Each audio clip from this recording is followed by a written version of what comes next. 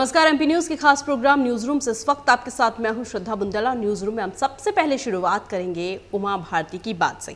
देखिए, भारत जोड़ो यात्रा के लिए मुझे निमंत्रण नहीं मिला है और ये तो सरासर एक मजाक है, ये कहना है उमा भारती का।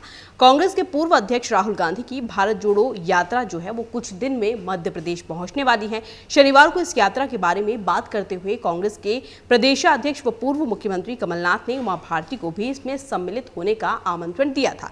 इस मुद्दे पर उमा भारती ने ट्विटर के माध्यम से अब अपनी प्रतिक्रिया जो है वो जाहिर की है। उन्होंने इस आमंत्रण को मजाक बताया है और कांग्रेस पर जमकर हमला भी बोला है। उन्होंने रविवार सुबह एक के बाद एक कई ट्वीट किए और उन्होंने कहा कि मुझे राहुल गांधी की भारत जोड़ो यात्रा में शामिल होने के लिए निमंत्रण दिया है और यह मुझे सरासर एक मजाक लग रहा है। मुझे इस तरह के मजाक का अभ्यास नहीं है। उन्होंने आगे कहा है कि कमलनाथ जी मुझे बहुत अच्छे से जानते हैं, उन्हें मेरा स्वभाव बहुत अच्छे से पता है, वह मेरे साथ इस तरह का मजाक नहीं कर सकते हैं। आपको बता दें कि उमा भारती ने शुक्रवार को कहा था कि कांग्रेस ने भारत जोड़ो यात्रा को निकालने में बहुत ज्यादा देरी कर दी है। इसके बाद शनिवार को पूर्व मुख्यमंत्री और प्रदेश कांग्रेस अध्यक्ष कमलनाथ ने कहा था कि भारत जोड़ो यात्रा में उनके साथ भाजपा के लोग भी चल रहे हैं। उन्होंने उमा भारती को भी इस यात्रा से जुड़ने का न्योता दिया था। उनका यह भी कहना है कि उमा भारती सच बोलती हैं, इसलिए उन्हें इस यात्रा से जुड़ने के लिए आमंत्रित किया गया है।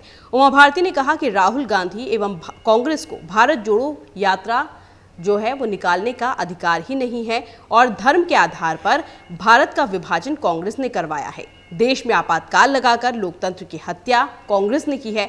भारत के इतिहास की सबसे बड़ी मॉब लिंचिंग 1984 के सिख विरोधी दंगे थे, जिसमें कांग्रेस के नेताओं ने खुलेआम हजारों सिखों को मार डाला था।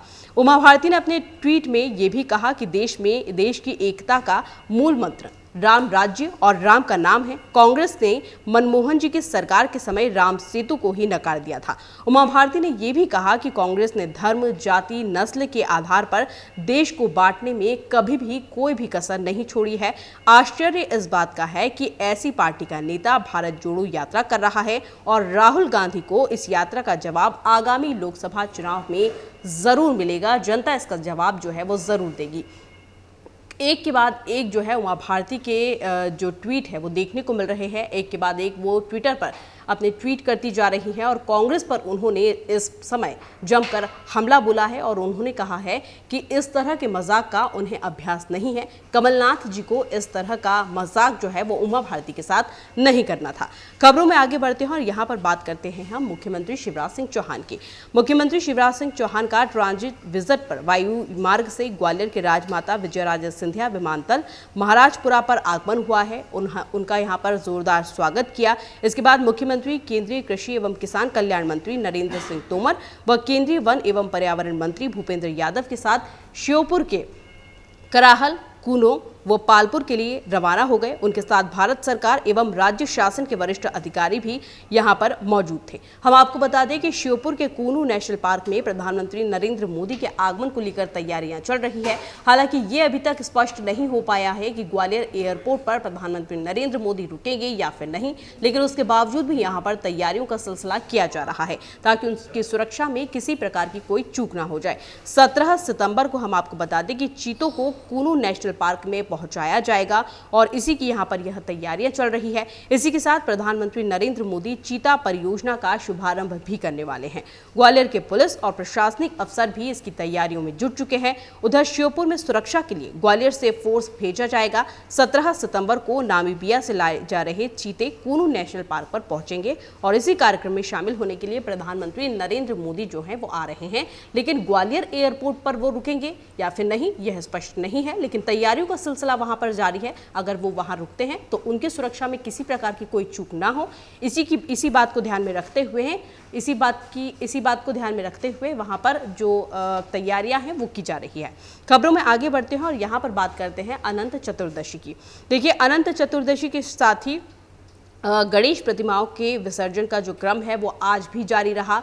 3 दिन से यह क्रम चल रहा है, लेकिन यहाँ जबलपुर में ग्वारी घाट स्थित भटोली, तिलवारा विसर्जन कुंड सहित शहर के हनुमान ताल, आधार ताल, गोकुलपुर, देवताल, सूपाताल सहित अन्य तालाबों में बड़ी संख्या में गणेश प्रतिमाओं का विसर्जन जो है वो किया गया है, लेकिन नगर निगम द्वारा इस बार तालाबों की सफाई पर कोई ध्यान नहीं दिया जा रहा। विसर्जन के पहले कहा जा रहा था कि सारी तैयारियां पूर्ण कर ली गई है, निगम प्रशासन पूरी तरह से तैयार है और किसी भी तरह की चूक यहां पर नहीं होगी। जो लोग हैं, कई लोग देखने में आते हैं कि बीच तालाब तक पहुंच जाते हैं विसर्जन के लिए, डूब जाते हैं, उनकी भी सुरक्षा के लिए वहां पर गार्ड्स जो हैं वो लगाए गए हैं। किसी तरह की गंदगी यहां पर नहीं फैले, इस तरह की भी निगम ने तैयारियां कर रखी है, लेकिन ऐसा कुछ भी वहां पर दिखाई नहीं दे रहा है। और गणेश प्रतिमाओं के विसर्जन के बाद तालाब जो है वो कचरा और गंदगी से पट चुका है। तालाब में फूल, पत्ती, पूजन सामग्री सहित पॉलिथीन जो है लोग लेकर आए थे, लेकिन वो तालाब में ही फेंक कर चले गए, जिससे तालाब का पानी जो है वो अप्रदूषित हो रहा है और वहाँ की सुंदरता भी प्रभावित हो रही है। अगर हम बात करें हनुमान ताल की, तो हनुमान ताल के सौंदर्यीकरण कार्य को भी बट्टा लग रहा है और विदित हो कि हनुमान ताल तालाब का सौंदर्यीकरण जो है वो करवाया जा रहा है, लेकिन अब नगर निगम की लापरवाही के चलते यहाँ की सुंदरता पर भी असर पड़ रहा है और यहाँ पर गंदगी जो है वो पड़ चुकी है। अगर हम वीडियो दिखा सकते तो आपको बता दें कि यहाँ पर फूल पत्ती लोग फेंक कर जा चुके हैं और जो पॉलीथीन है वो भी तालाब में फेंकी जा चुकी है। नगर निगम द्वारा इस बार तालाबों की सफाई के नाम पर सिर्फ जो है औपचारिकता ही निभाई जा रही है और इसका अंदाजा यहाँ की तस्वीरों के माध्यम से लगाया जा सकता है। हालांकि यह खबर सामने आने के बाद वहां पर जो है सफाई कार्य किया जा रहा है और लगातार जो है गंदगी वहां से अब निकाली जा रही है। खबरों में आगे बढ़ते हैं और यहां पर हम बात करते हैं टेक्नोलॉजी की।